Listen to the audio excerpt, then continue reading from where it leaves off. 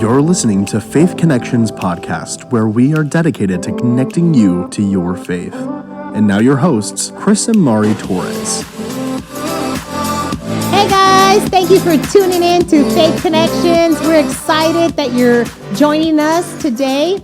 Welcome back. Yes, and welcome to part 2 of Stereotypes, Stigmas, and Prejudices. I know last Tuesday we had a pretty open conversation. We started the conversation around, what that means, what the definitions are, what's the meaning of that, what are some of the stigmas, prejudices, and stereotypes regarding mental health. That's really what we were kind of connecting it to. And so, we're going to continue that conversation. There's still so much more that we didn't get a chance to talk about. So let's get started. Let's dive right in. So part 2, right? Mm-hmm. Yeah, I think there was so much as we continued to talk, even after we went off the air, we were still kind of talking, and man, there's just so much. I was like, this can be a whole series on it, just because, in my opinion, I think I kind of touched on it a little bit about PTSD, how there's a lot of stigmas out there, and just being, mentally weak, that might be the perception. Oh, you're not strong enough, you're weak, and you can't do it, or you shouldn't do that, or, different things, whatever the stigmas, whatever the prejudice and preconceived perceptions. And I was thinking as I was preparing to come into do part 2 is that we cause that ourselves many times. We ourselves can formulate these prejudices and stigmas. We bring that upon ourselves sometimes. I feel that we get tripped up on it. You hit it right in the nail, because I think a lot of it has to do with our upbringing. Maybe that's what they taught us. Mm-hmm. That's what, things that were passed on from our parents. Right. It could be a culture thing. It could also be it could be ignorance, lack of knowledge, that we truly are not educated enough or know enough of regarding, mental health or whatever topic it is. I mean, overall, there's stigmas and stereotypes and prejudices on so many different things, so many different levels. Right. But, you're right. It's a lot of it like that we bring in ourselves. Especially in the Latino culture, we're from, especially young boys, from the moment they're walking and tripping and falling, it's like, you're not allowed to cry. You can't cry. Don't cry. Get up. You better not see no tears. Buttercup. That's right. Those famous words, suck it up, buttercup, right? Mm-hmm. And let's keep it moving, whatever. So, but as, little kids, they get hurt and, like, no, you better not cry. Don't be crying. And then, we tough. get on there and we're right away, yeah, you're tough. And so immediately we don't even let them express themselves. We don't allow them to release whatever that trauma, and it's trauma. They trip and fall and bump themselves. That's the beginning stages of trauma right there. Yeah. And if we don't allow them to go through that process of letting the pain out and cry and yell, whatever, then they're immediately told to suck it up, keep it in, do not show weakness. And we tell that to all our young little boys growing up, and sometimes even girls. I think we've had that conversation off air about how even you yourself have been told, and you've growing up with 2 brothers. You got to be tough. You have to be tough. You have to be able to, keep up with. Right. So. And in that keeping up with, how far do you go? How far will you take that?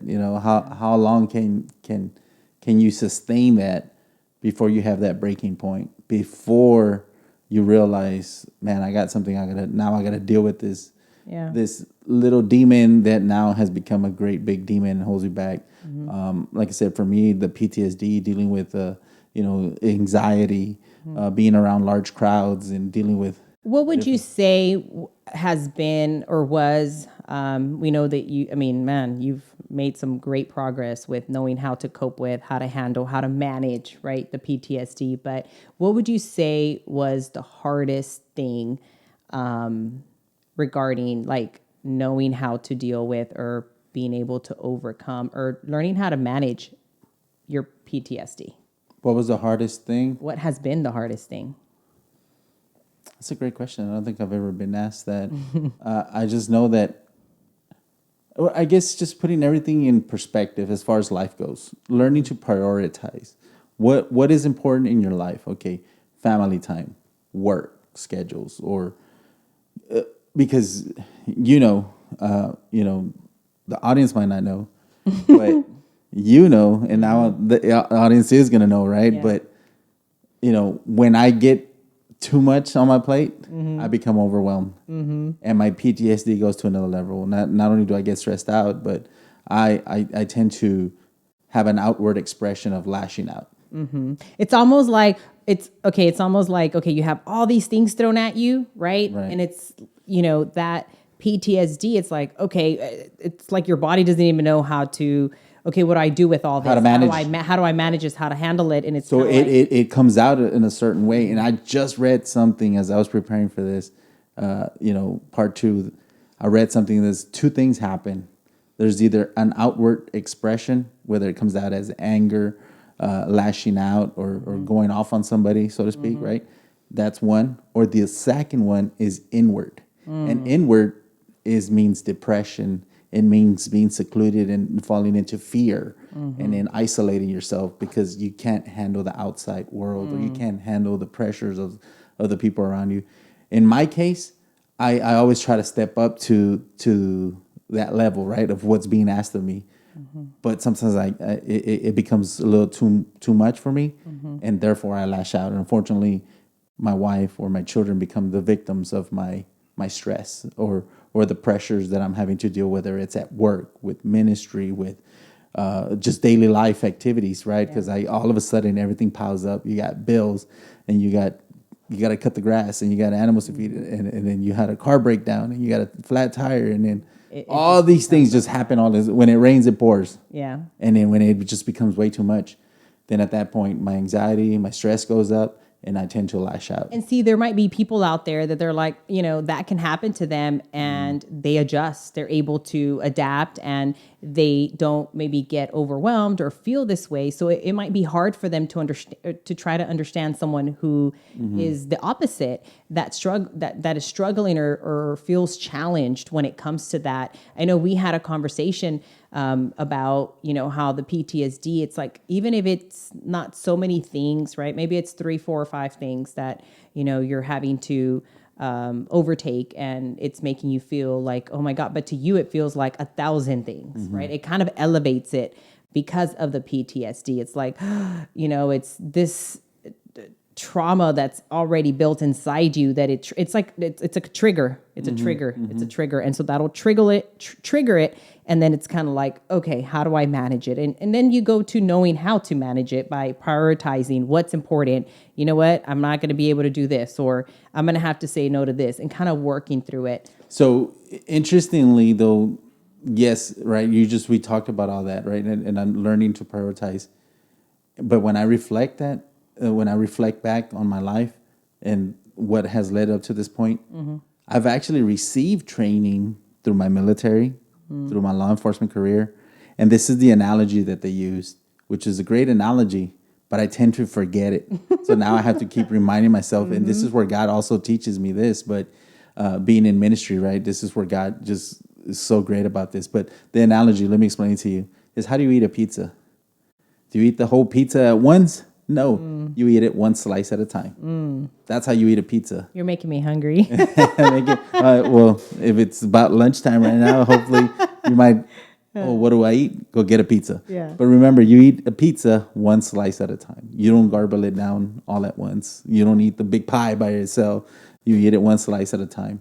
And they taught us that in the military, because it's how do you approach whether it's urban warfare or whatever the case may be, whatever the task was at hand in the military.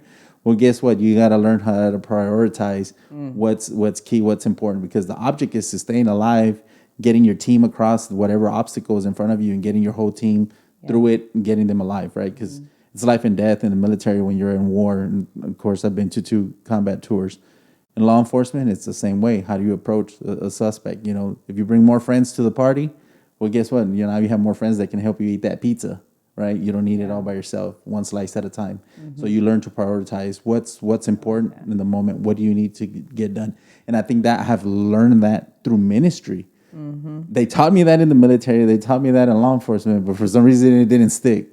And then now that I'm coming to ministry, God has really taught me that in His Word is that, and I want to share a quick scripture because I think this kind of sums it up, and I reflected on this, and it comes from Philippians chapter 4, and it starts in verse 6. Don't worry about anything. Instead, pray about everything. Tell God what you need and thank Him for all He has done. Then you will experience God's peace, which exceeds anything we can understand. His peace will guard your hearts and minds as you live in Christ Jesus. And I think that was key. I highlighted it because it's hearts and minds. And we have a lot of stigmas and prejudices out there, right? Yeah. And immediately like, oh, well, this person is mental illness. Ooh, oh, man, they have issues, mental issues. Oh, man, they're, stay away from that person, or they're cuckoo, or be careful what you do. Like people might approach you now walking on eggshells and because they're afraid that they might trigger something. But God's Word tells us that when you come to Him, do not worry about anything. Instead, rely on my peace, because my peace will guard your hearts and minds. I love that. And one thing that kind of came to mind, even last Tuesday when we were having this conversation, the story that kept coming up was Mark chapter 5. I mean, it comes out on the other Gospels as well. But I love the one in Mark chapter 5, verse 25, and it's the bleeding woman. Because if you think about it, there was a stigma there and a prejudice because we know that she had been bleeding for 12 years, for a very long time. She had gone to so many doctors. She spent all her money trying to just find out what was wrong and trying to get better. But in those times, she was considered ceremonially unclean. And so she couldn't, come out. She couldn't go and have lunch with a friend. She couldn't go to work. If she was married, the husband probably would have already left her. So, she was isolated and all by herself. And so, I mean, imagine that when you think about she's going through a physical situation, a health situation, what that also did to her mental health. Right. Yes. And how that impacted. And so when you think about a stigma, I mean, I'm not going to get close to you because, you're considered ceremonially unclean. We kind of do that even now with that's a great story because you see that immediately when the crowds gather and she's there. It's like nobody wants to get near her. And I think that she's even confronted by some of the disciples as don't even touch Jesus, right? They don't want her touching him. But they're, because that's what they were taught. The prejudices and the stigmas. That's what they were taught. Right. That was the law, right? Before Jesus came. So it was like, that's all they knew. And so I think that's why this story came to mind because it's so important. We can learn so much from it. And I loved how, she was helpless. She was like defenseless. Like, how do I overcome this? How do I get help when nobody wants to get near me? But she heard about a man that was going around and healing people, performing many miracles. And that was Jesus. And I love that because, she had this faith. She didn't know Jesus. All she did was hear about Jesus. Right. And she had this faith in him that, you know what? I'm going to be a risk taker, a radical risk taker, because she's considered ceremonially unclean. People are probably going to call her all these names if they see her out in public. But she took the risk and she had the faith that we all should have to go after him and to just reach over. And she didn't even touch him. Right. I was waiting for that. She only touched the cloak, his garment, the cloak. That's it. And instantly that power left him and she was healed. The bleeding stopped right then and there. And when you think about, what we've been talking about and all these stigmas and stereotypes, ultimately, right, there is a way out. There is a way out. She's a perfect example. She felt there was no way out. And you know what? Nothing helped her. Not the doctors. Nobody can help her. But Jesus did. And all it takes is having a little bit of faith in him and being able to open up your heart so that you're able to receive what he's wanting to offer you. So it's key when you think about the struggles and the challenges and how to overcome or, some of the ways that we could try to fight. for our health and for not just physically, but even our mental health. And that's a great story that you share. And like I said, we can go on and on and on about because there's so much, especially when it's tied into mental health. But if you're following us and you're tuning in, maybe some homework for you guys, but go read Psalms 6. And it's David. David's in agony and he's calling out to God. And just real quick, I'll read verse number 3 from Psalm 6. But I am sick at heart. Oh, how long, O Lord, until you restore me?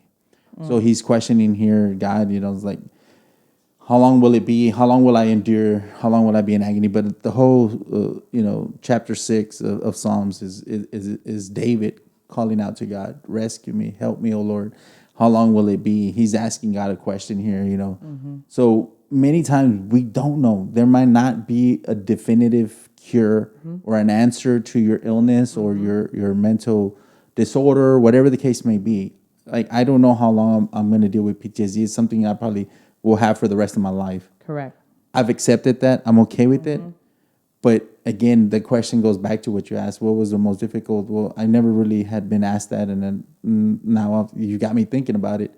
But I think Christ has definitely brought peace. He's definitely surrounded me and given me strength. And like I said, I've learned in life how to prioritize and make things count, whatever it is that I put in, whatever comes before me, whatever's in front of me, whatever the task is at hand. If it's important, then I make it a priority.